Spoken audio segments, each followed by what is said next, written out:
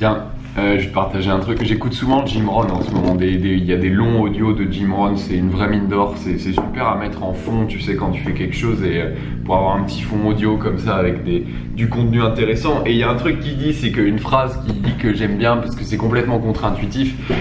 Mais il dit qu'en fait, il n'y a rien qui est difficile. Il n'y a rien qui est difficile, tu vois.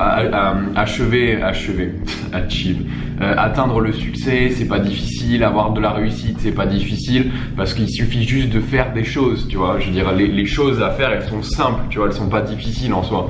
Mais ce qui rend le truc difficile, c'est que les choses qui sont faciles à faire, elles sont aussi faciles à ne pas faire, tu vois. The things that are easy to do are also easy not to do, tu vois. Et c'est génial de le voir comme ça parce que du coup, souvent on voit le machin comme une montagne, on voit le machin comme ouais, je peux pas atteindre le succès, je peux pas avoir de la réussite, je peux pas y arriver, je peux pas réaliser mes projets parce que c'est difficile. Mais non, c'est pas que c'est difficile, c'est très facile. Les actions sont simples à prendre, c'est juste qu'elles sont faciles à ne pas faire non plus, tu vois. Et enfin moi typiquement c'est ce qui m'a aidé à me lever ce matin, tu vois. Je me suis dit ouais, j'étais dans mon lit et tout, et puis tu sais le soleil se couche hyper tard, donc à 23h t'es au lit minimum. Du coup ce matin j'en chiais et tout, je me disais ah putain c'est pas facile franchement. Et en fait je me suis dit mais si, c'est très facile, je peux juste me lever. C'est juste que c'est aussi très facile de pas le faire, tu vois. Du coup ça m'a motivé. Bref, aujourd'hui je vais sur Bordeaux, aujourd'hui Bordeaux, on va taffer sur le CV, on va postuler. Je vais essayer de trouver un café où je suis vachement blanc là, mais c'est parce que la luminosité est pourrie. On va essayer de trouver un café avec internet et postuler à des trucs, faire une vidéo, peut-être rencontrer des gens. Je t'emmène avec moi.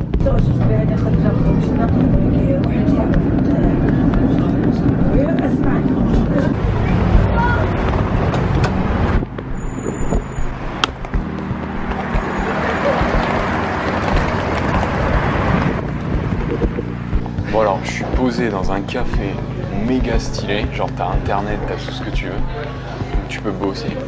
Et bon j'ai commandé un café, il me dit ouais tu sais comment déguster un expresso et tout, je dis bah franchement non, moi c'est plus genre plus sec et envoie la caféine, tu vois, je me fais plus pour le résultat plutôt que le goût. Il me dit alors c'est simple, t'as un expresso. Il me dit, alors d'abord il me dit je t'ai amené le meilleur café du meilleur torréfacteur de je sais pas quel pays, tu vois, genre un truc abusé. Bon, c'est comme le vin, tu sais, c'est tout un schmilblick le café, tu vois. Il me dit alors quand t'as ton expresso, tu le remues, t'as ta créma, alors la créma, attention la créma, tu vois. C'est la petite couche qui est au-dessus, la petite couche de mousse, tu sais, souvent jaune, orangé là. Tu remues le café, tu vois, pour mélanger la créma au café. Moi je buvais tout plus sec d'un coup comme ça. Et puis tu renifles d'abord. Il faut renifler le café, tu vois, parce qu'il y a des apparemment, je répète ce qu'il dit, mais il y a des arômes que tu retrouves pas en tasse, tu vois.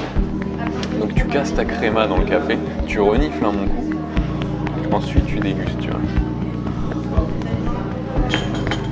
Oh, ouais bon, je pense que j'ai pas le palais assez développé, tu vois, mais voilà comment déguster un café. T'as appris à déguster un expresso.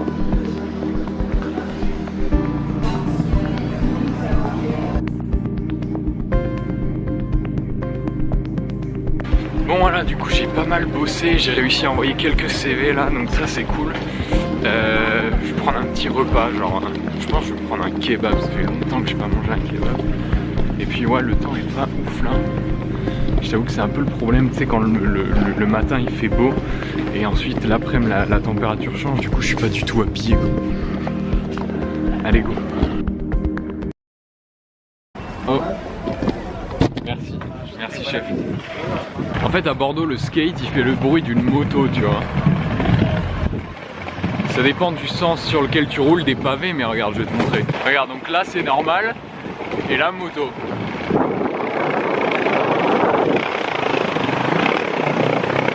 Normal. Moto. Normal. Bon, je commence sérieusement à être en manque de légumes, du coup je vais chez Carrefour m'acheter des petites provisions là et je vais te faire la vidéo sur le chemin. Mais aujourd'hui je voulais te parler de... Aujourd'hui il y a énormément de gens qui ont le problème de s'investir dans un sujet et qui ont l'impression que c'est ça vraiment qui les bloque, parce que voilà, quand ils se mettent à fond dans un sujet, bah effectivement il y a cette passion au début, il y a ce feu, il y a cette envie, on découvre quelque chose de nouveau, tout est facile, tout est beau, tout est rose. on apprend plein de choses très très vite et tout est très beau. Et la première barrière, le premier mur auquel on se heurte très facilement, c'est qu'une fois qu'on a exploré un peu tout le gratin finalement, au bout de 2 semaines, 3 semaines, 1 mois, on a commencé à faire des projets, mais le problème c'est que bon, comme toute chose qu'on découvre, au bout d'un moment, ça devient de plus en plus dur de découvrir des nouvelles choses, ou alors on se rend compte qu'on connaît pas mal de matière et on commence à s'enlacer. Et ça, c'est le problème de notre génération. Et moi, il y a un truc qui me gêne un petit peu, qu'on peut voir, qu'on lit partout sur les réseaux sociaux en ce moment sur les réseaux sociaux et sur Internet, mais on parle notamment de la génération indigo, de la génération des millennials et attends, je vais me poser un coup. Ouais, ce qui me gêne un peu, c'est quand on entend dire ou quand on lit des articles ou des photos ou des trucs sur Instagram comme quoi, ouais, c'est à cause du fait que, tu sais, il y a beaucoup de gens qui disent voilà, moi je fais partie de cette génération-là, c'est pour ça que j'ai ce problème-là, tu vois. Et je trouve que c'est un petit peu dommage et c'est une grosse erreur de se dire ça parce que quelque part, ça remet si tu veux, ça déporte la cause sur quelque chose qui est complètement extérieur. Et tu sais, tu peux pas agir dans la vie quand tu blâmes, si tu veux, un aspect de ta vie ou quand tu blâmes un obstacle qui est extérieur à toi, tu peux pas agir dessus si c'est extérieur, tu vois. Et moi je pense que la réalité, après c'est juste mon avis, tu vois, mais je pense que la réalité c'est pas qu'il s'agit d'un problème de génération. Je pense que toutes les générations ont été comme ça. Le seul problème c'est que, c'est pas un problème, ça peut aussi être une opportunité, mais effectivement, notre génération, elle est beaucoup plus libre que celle de nos parents, tu vois. Et on a accès à beaucoup plus d'informations. Donc, le problème, c'est pas tant que notre génération a beaucoup de choix, parce que ça, c'est un truc qu'il faut remettre dans le cadre, si tu veux. Aujourd'hui, si tu penses que tu as beaucoup trop de choix, c'est pas vrai, tu vois.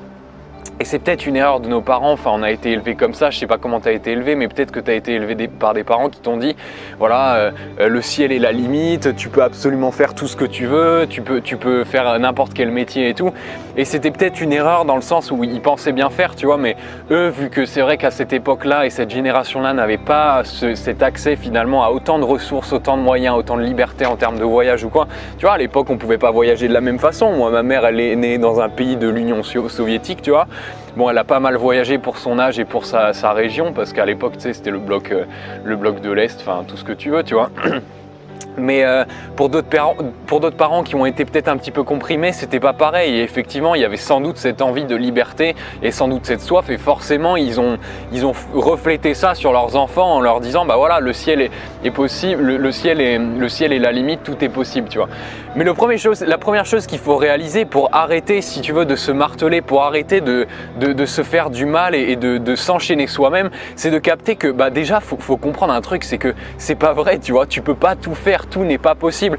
Déjà, premièrement, parce que la raison la plus simple et la raison qui va couper 80% des choses, c'est que tu peux pas faire des trucs que t'aimes pas, tu vois.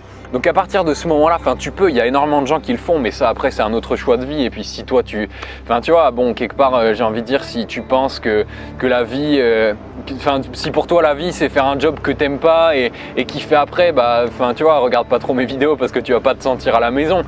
Mais déjà tu peux pas tout faire, tu vois, c'est pas possible. Tu peux faire seulement des trucs que t'aimes. Si on part du principe que tu es dans cette philosophie-là. Donc déjà, ça élimine énormément de choses. Donc la question maintenant, c'est plus qu'est-ce que je peux faire parce que tout est possible, c'est parmi ce que j'aime, dans quoi est-ce que je peux m'investir, tu vois. Et ensuite, la deuxième chose, ça c'est un truc qui est un petit peu plus propre à notre génération, mais on a souvent l'impression que on a souvent l'impression que choisir un domaine ou choisir une thématique, choisir un sujet, tu vois, on a souvent l'impression que ça nous handicape et que ça nous enlève de la liberté. Mais un truc qu'il faut réaliser, c'est que, et ça on le comprend pas avant de s'être lancé une première fois, ou on le réalise pas avant d'avoir atteint un certain niveau de frustration, parce que souvent ce qu'on fait, et moi c'est ce que j'ai fait aussi, tu vois, c'est que par peur de plus être libre, par peur de s'enfermer dans un domaine, on choisit pas. Mais le problème c'est que tu le sais sans doute, tu l'as sans doute déjà vécu, et si tu l'as pas encore vécu, tu vas le vivre. C'est que quand tu choisis pas finalement, quand tu restes dans le milieu, quand tu as le cul entre deux chaises, comme on aime le dire, tu ressens énormément de souffrance parce que tu t'as l'impression d'être vraiment t'as l'impression d'être sur une aire d'autoroute où les voitures passent à droite, à gauche, dans tous les sens, mais toi tu es au milieu et tu peux pas faire un seul geste parce que si tu vas à droite, tu auras l'impression de t'être décalé beaucoup trop de la gauche et inversement, tu vois, tu as envie d'être partout mais du coup tu peux être nulle part à la fois. Ça c'est une sensation très désagréable. Et le truc dont on se rend compte le jour où finalement, parce que du coup tu vis ça, peut-être que c'est la phase dans laquelle tu es, tu vis ça et puis arrive un jour où tu pètes un plomb, tu te rends compte que cette souffrance est beaucoup trop grande et que ça amène à rien finalement de ne pas s'investir, de ne pas rentrer à fond dans un truc. Moi c'est le gros problème que j'ai eu pendant longtemps sur ce que je voulais faire, sur qui je voulais devenir. Tu vois, pendant longtemps je n'ai pas été clair parce que j'avais peur de dire que ok, si je m'investis à fond, je sais pas moi, si je commence à dire que je suis dans le développement personnel, je pourrais pas être dans le sport. Si je peux pas être dans le sport, je peux pas être dans le développement personnel, tu vois. Donc j'ai eu beaucoup de mal avec ça, mais le truc dont on se rend compte, si tu veux, enfin le truc qu'il faut comprendre, c'est que en fait on fait face à un problème que aucune génération avant la nôtre, enfin j'ai pas envie de parler de génération parce qu'encore une fois ça nous refout dans des cases, mais on vit quelque chose que nos parents n'ont pas vécu. Et ce qu'il faut bien comprendre, c'est que effectivement on a plus de liberté, mais plus de liberté, ça veut pas dire qu'il faut faire moins de choix, tu vois. Comment dire, avoir plus de choix, ça ne veut pas dire que ça te rend la vie meilleure, tu vois. En réalité, tu es beaucoup plus épanoui quand tu commences à t'investir à fond dans un projet. Et ce qu'il ne faut surtout pas oublier, c'est que s'investir dans un truc, ça veut pas dire tirer une croix sur le reste, tu vois. Je regardais une vidéo récemment d'un entrepreneur qui s'appelle Gary Vaynerchuk, mais qui disait un truc, c'est que il disait que le problème des jeunes aujourd'hui, c'est que c'est un peu comme au restaurant. Tu sais, au restaurant, tu as souvent, enfin normalement, tu commandes une assiette principale, enfin ça c'est aux États-Unis je pense, mais tu as ton main dish, tu vois, le steak, et à côté tu as des side dishes, tu vois. Et nous, notre problème à nous, c'est qu'on a que des side dishes, tu vois, que des plats à côté, genre un mini plat avec des patates, un mini plat avec des haricots, un mini plat avec des petits pois et un mini plat avec des carottes, mais on n'a pas le gros plat, le main steak, tu vois. Et le problème c'est que quand tu n'as pas le gros plat, tes petits plats ils valent rien, tu vois ce que je veux dire. À partir du moment où tu t'investis, à partir du moment où tu choisis ton plat principal, ensuite tu peux choisir les accompagnements, mais pas faire le truc à l'inverse. Et plus de liberté, encore une fois je te le répète, mais plus de liberté ne veut pas dire que tu vas te sentir mieux finalement. Plus de liberté va souvent même mener à beaucoup plus de frustration et d'incertitude parce que t'es libre, ok, tu vois, mais c'est exactement comme si je te disais, ok, t'es libre, t'es au milieu de l'océan, tu peux aller n'importe où, tu vois. Mais tu sais comment c'est, imagine-toi, comment est-ce que tu te sentirais si t'étais au milieu de l'océan. Maintenant, je te largue, je te dis, regarde, t'es libre, tu peux aller n'importe où, vieux. Regarde, tu peux aller là, tu peux aller là, tu peux aller là, tu peux même aller en bas, tu vois. Bon, en haut, je sais pas si t'as des ailes ou quoi. Et voilà, tu peux aller n'importe où, ciao. Comment tu te sentirais? Sûrement méga mal, tu vois, parce que tu saurais pas si tu vas vers le nord, et peut-être que tu t'éloignes d'une île qui était plus près vers le sud, tu vois. Si tu vas vers l'est, peut-être que tu t'éloignes de la trajectoire d'un bateau qui allait passer à l'ouest. Donc peu de choix finalement. C'est pas une si bonne idée que ça. Donc l'idée c'est quoi? C'est qu'il faut partir d'une base si tu veux, il faut partir d'une base et c'est pour ça que moi je suis vraiment un fervent prôneur, défenseur, promoteur, je sais pas comment tu peux l'appeler, mais de cette base, du bloc identitaire, tu vois. Il faut trouver son bloc identitaire et comment tu trouves ton bloc identitaire? Tu définis qui tu veux devenir. Quand tu définis qui tu veux devenir à la base, ça change tout, tu vois. Une fois que tu as défini ton bloc identitaire, alors bon, il y a plein de techniques dont on a parlé dans plein de vidéos, on en reparlera, mais il s'agit d'avoir cet équilibre finalement. Il s'agit d'avoir cet équilibre, il s'agit d'avoir comment dire, cette balance, il s'agit d'être centré finalement. Et une fois que tu as ça, tu peux t'investir calmement dans un seul truc et ensuite décider. Tu vois, moi, c'est pas parce que je parle de développement personnel que des fois je vais pas m'étaler sur le minimalisme ou sur le sport ou sur, je sais pas moi, l'orientation ou sur.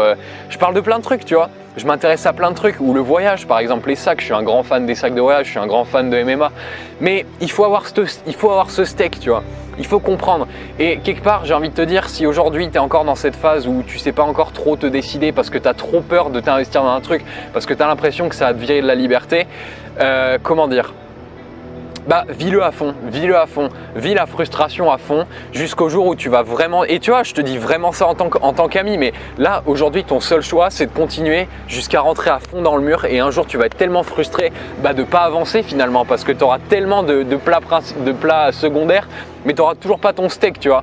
Tu auras plein de patates, tu auras plein de machins mais tu n'auras pas la viande pour bouffer avec, tu vois. Désolé si tu es vegan mais bon. Moi je kiffe la viande, tu vois. Donc voilà mon ami, j'espère que c'est ça mon conseil, reste vraiment là-dedans. Et si aujourd'hui tu es arrivé à ce fameux threshold, tu vois, si aujourd'hui tu es arrivé à la limite de la gâchette, tu vois, bah il est temps de choisir un steak quoi. Il est temps de choisir ta viande. Et une fois que tu l'auras ta viande, tu peux prendre tous les plats, que tu veux à côté. Tu peux mélanger la sauce, tu vois, tu peux même prendre des pommes de terre, les mélanger au ketchup, en faire une sorte de tartare et comment dire, tartiner ta viande avec. Tu peux faire tout ce que tu veux, mais il te faut ton plat principal. Voilà mon ami, moi je vais te laisser là, je vais faire les courses. En parlant de tartare et tout, bah, je vais m'acheter des carottes, tu vois. Et puis voilà. Écoute, si tout ça t'intéresse, je serais vraiment curieux de savoir, si tu as des questions, je serais vraiment curieux de savoir dans quelle situation tu es, quel est ton plus gros challenge en ce moment, quel est ton, tu vois, s'il y avait une opportunité que tu aimerais vraiment qui se passe dans ta vie, qui arrive dans ta vie, laquelle ce serait, tu vois. Laisse-moi ça dans les commentaires et nous on se retrouve demain dans la prochaine vidéo mon ami, grandis chaque jour, prends soin de toi, à demain.